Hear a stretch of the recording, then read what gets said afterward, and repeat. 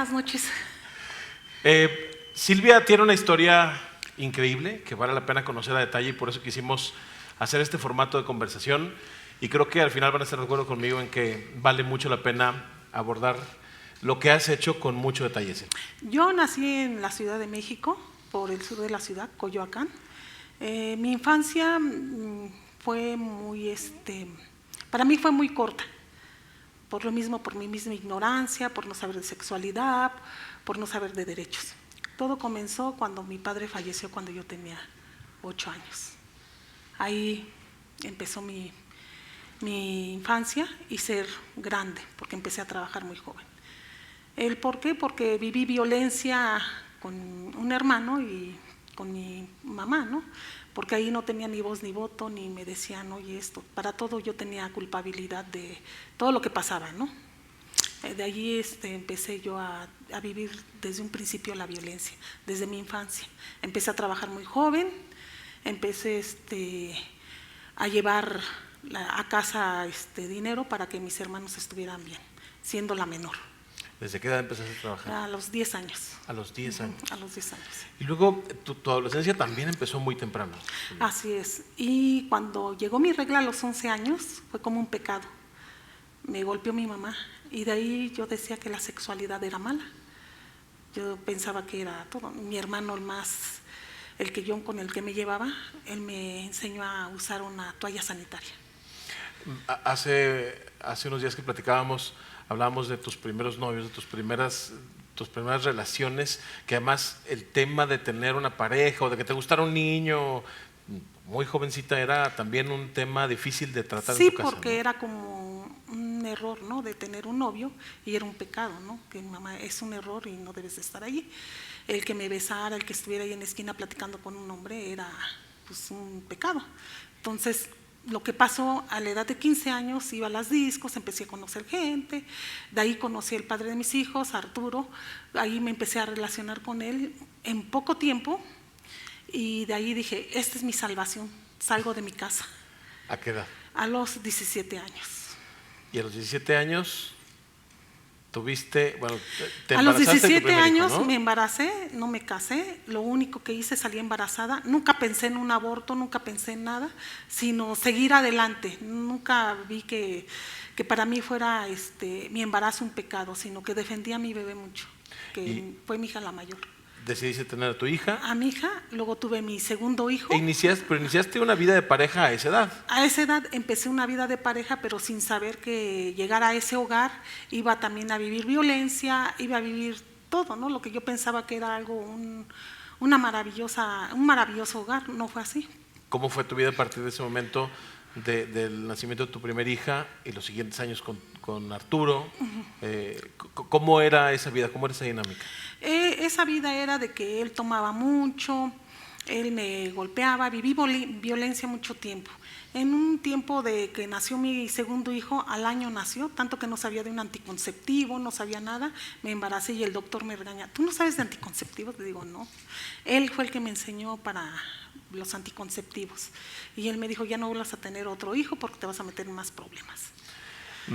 Poco tiempo después te embarazaste de tu tercer. Me embaracé de mi tercer niño, allí nació mi tercer niño porque son mi adoración mis 3 hijos en la actualidad. Y ahí nace mi tercer niño, empezó a crecer mi niño muy pequeño, tenía 2 añitos, muy pequeñito. Empecé a notar yo a mi esposo que bajaba de peso continuamente y yo decía, bueno, ¿por qué está bajando de peso? Fui inmediatamente al doctor, al IMSS. Ahí empezó… ¿Bajó de peso? Pero bajó de peso. Bajó de peso tremendo porque en un día empezó las sudoraciones y el colchón se mojó, pero mucho, mucho. Entonces, de 80 kilos, de un día para otro pesó 35 kilos. Entonces, fue impresionante el síndrome de desgaste que ahora se llama, ¿no? Cuando entró al hospital, un doctor me dijo, espéreme, allí, ahorita la veo. Cuando sale y me dice, tenga, aquí está esta orden. Cuando veo SIDA, para mí la poca información que tenía de SIDA era muerte. Ahí sentí mucho miedo. Así te dijo el doctor que Sí, tu esposo tenía SIDA, sí. te entregó un papel. Sí, me dice, vas a hacerte esta prueba, vas a hacer la prueba y te vas a hacer una prueba tú también. Tardó un mes. ¿Qué pensaste tú cuando te dijeron tú te vas a tener que hacer una prueba también? pues para mí nació mucho miedo, mucha ignorancia. Mis hijos iban a quedar sin madre, sin padre, porque para mí era igual a muerte. De ahí yo empecé a girar mucho mi cabeza. Ahí no terminó todo, sino que al mes entregan los resultados, salió positivo, y ya me dice el doctor, tú también, pero había en esa época, tú eres indeterminable. Y le digo, ¿cómo? Dice, como que estás en el inter de no y sí tener. Le digo, entonces, ¿cuánto tiempo va a pasar? Pues no sé cuánto tiempo. Pasaron 5 años, me descuidé yo, porque realmente esto fue en 1995, cuando empecé, yo dije, tiene que haber información, tengo que ir a un lugar como Alcohólicos Anónimos, como buscar ese tipo de información, no había nada. Yo ya había ido a la sala de espera donde estaba Adrián Gómez Ramírez, un activista, que ese fue mi ángel, mi salvación. Estamos hablando del 95. Sí. Tú estuviste 5 años en este estado de indeterminable. ¿Y qué hiciste? Digo, tenías a tu esposo recién diagnosticado, tú también recién diagnosticada. Sí. ¿Qué hiciste? ¿Qué hicieron? Me preocuparon mucho mis hijos, me llegó a la mente mis hijos, y cuando me dice el doctor, hay que checar al más chiquito. Su primer prueba fue espantosa porque lloré mucho y le dije, ¿pero por qué llegar a esto? Porque tú estuviste embarazada y tu esposo ya era portador del virus. Yo creo que sí, en esa época, pero no salió positivo mi hijo, el más chico. ¿Y cómo fue el progreso de la enfermedad de Arturo? El proceso de enfermedad fue muy grave, porque ahí me dijeron que ya no iba a vivir, sino que a otro día ya se iba a morir. Yo estaba con mi espejo viendo su respiración y dije, bueno, ni se muere ni nada, tengo que buscar información. Voy otra vez al Seguro Social, me quedo allí y me aborda mi amigo Adrián Gómez, que era un súper caballero para mí, a pesar de que era gay, para mí fue un gran hombre en mi vida. Él me dice, ¿sabes qué? Dice, te he visto muchas veces aquí. ¿Qué tienes? Le digo, cáncer. Dice, no te hagas taruga, tienes SIDA. Le dije, no, ¿cómo sabes? Dice, ¿entras al mismo consultorio? Sí, yo entro al mismo consultorio.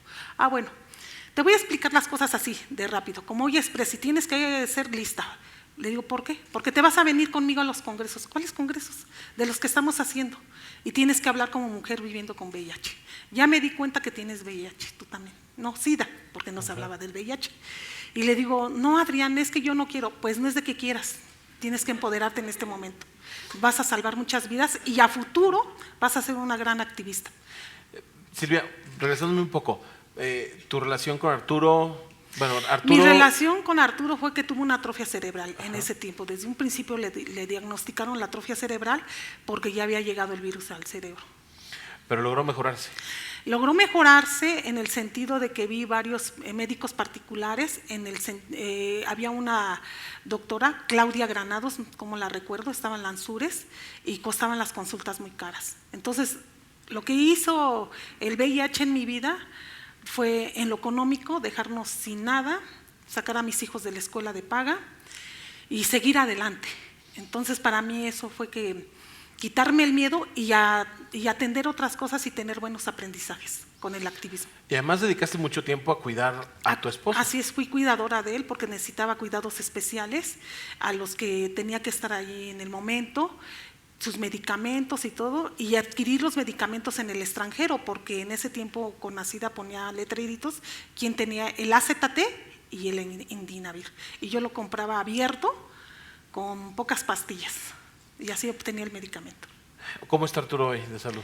Ahorita está bien, de hecho todavía me sigo haciendo cargo, me separé hace 15 años, sigo yo con mis hijos bien, llevando una relación, y también con él no muy bien, pero sí lo sigo llevando al doctor, sigo haciendo los protocolos que los médicos del INER me dicen y sigue vivo.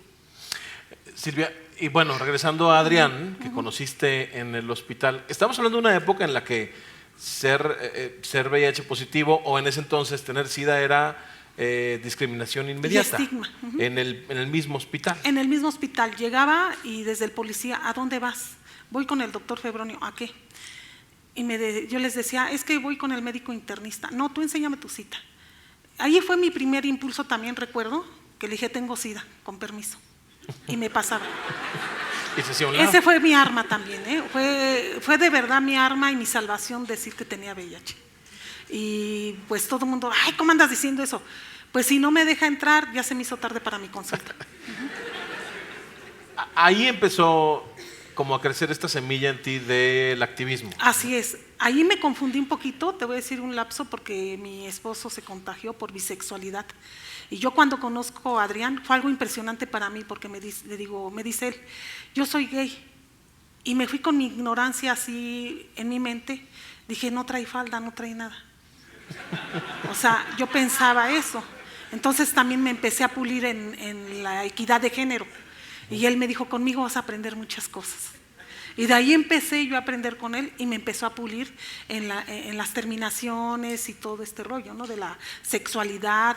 Aprendí con mucha facilidad con él porque me las explicaba tan bien que yo llegué y dije, ay no, de veras es algo maravilloso que conocí, ¿no? A través de esto.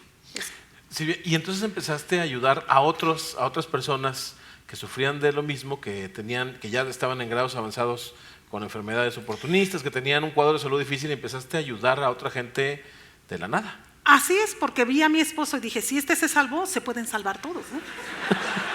¿En qué sentido? Porque me metía yo…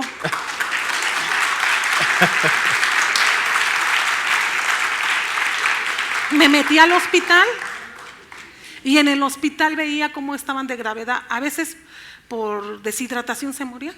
Entonces le dije al director, vamos a hacer una cosa, porque hacía negociaciones también de medicamentos en el sentido, y quiero esto para mi paciente, y quiero esto para el otro. Entonces, él ya era mi casa, la clínica 32 del seguro.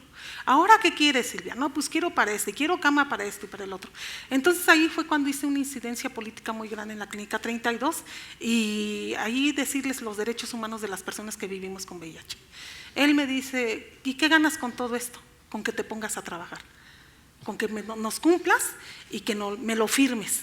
Entonces eso me enseñó Adrián, todo por escrito, Silvia. Nada, nunca entres que te prometa, que aquí te lo plasme.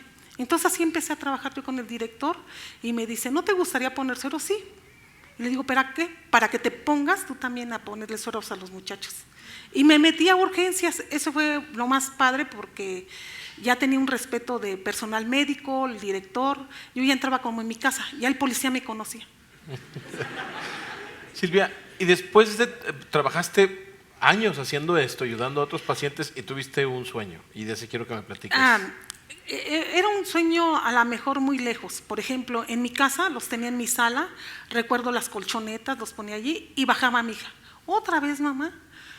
Y pues yo me quedaba así, es que no tiene casa, vienen del estado, no tienen que comer, hija, y mira, yo sí puedo, con la información y todo lo que les voy a decir qué van a hacer, y diciéndole al director que me ayude a hacer sus estudios, sus paneles virales, todo eso, para evitar enfermedades oportunistas, que no pase como tu papá. Yo quiero salvar a esta persona. Me decía ella, ¿y cuántos más van a pasar? Muchos, muchos. Y se acostumbraron mis hijos que cuando bajaban, despertando, había personas tiradas en el suelo en mi sala. Y yo dije, mi mayor sueño, quiero tener una casa grande. Se me planteó así y dije, ¿y la voy a tener? Todo el mundo no me creía. ¿Y cómo la vas a tener? Pues si cuestan muy caras. No sé, pero yo la voy a tener algún día. En el trayecto que yo estuve ayudando a compañeros, a mucha gente, se arrimó un muchacho y lo apoyé. Y le di lo mismo, le brindé ayuda. Y Casa David se fundó porque murió David y me regaló la casa. David era una persona viviendo con VIH que le di cuidados, le di alimentación y le di asilo en mi casa. ¿Y fundaste Casa David? Ajá, fundé Casa David. ¿Cómo construiste Casa David? Estoy construyéndola gracias a… Yo decía, tengo que conseguir ladrillos, tengo que conseguir cementos. ¿Cómo? Me hizo el sueño posible HF, eso es. Y de alimentos me hace posible Impulse, cada año hace sus fiestas. ¿Cómo agradezco que estos ángeles se hayan atravesado en mí? Así como yo he apoyado, se me han atravesado mucha gente. Igual Casa de la Sal, de repente me da su granito de arena. ¿Cuánta gente atiendes en Casa David? ¿Cuánta gente hay en Casa David? Se llena a veces hasta 15, 20 personas. Recibo yo todo lo que es la diversidad sexual y abro Casa David para que las mujeres no se queden calladas. Que aquí en México no debemos de quedarnos calladas y mostrar el rostro, porque ya en la actualidad ya no es el VIH un tabú, Ya lo demás es como, para mí, si uno se abre, sacas muchas cosas. ¿Cuánta gente has atendido hasta el día de hoy? No tengo el número, pero sí tengo una libretita, no sé, como unos 100,000 a nivel nacional, porque vienen mucha gente y los hago que firmen y ahí tengo los récords. Ánimos. Bien merecido.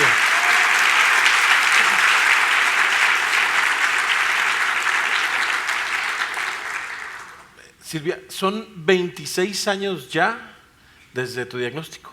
Así es. Son 26 años que has vivido con VIH, pero creo que vivir con VIH ya no es lo más importante. Hoy tu trabajo se multiplica y se multiplica todos los días. Así es.